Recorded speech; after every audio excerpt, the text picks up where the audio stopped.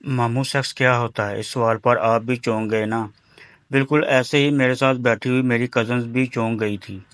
तौबा तौबा, मामू से ऐसा गंदा सवाल! मुझे बाज रखने के लिए बाकायदा मुझे कोनी मारकर खामोश रहने का इशारा भी दिया था, मगर मैं इन्हें नासमझी से देखकर रह गई। सबके रंग उड़े गए थे, लेकिन मामू बहुत सुकून से मुझे देख रहे थे। फिर मुस्कुराकर मुझे पास बुलाया, प्यार से मेरे हाथ से काट लिया और उंगली रख कर बताया, यहाँ जो लफ्ज़ सेक्स है ये जेंडर को बोलते हैं।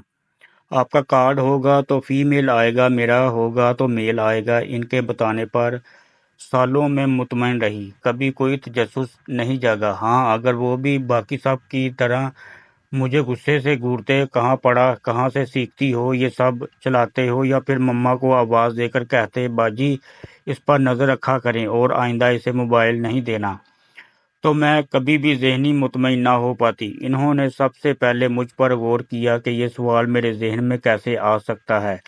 फिर वो मेरे हाथ में कार्ड देकर फ़ौरन समझ गए और मुझे वो जवाब दिया जो जवाब होना चाहिए था। लेकिन हम में से अक्सर बहुत गलत रिएक्ट करते हैं, या तो एकदम गुस्सा करते हैं या फिर बच्चों को खामोश करवा देते हैं।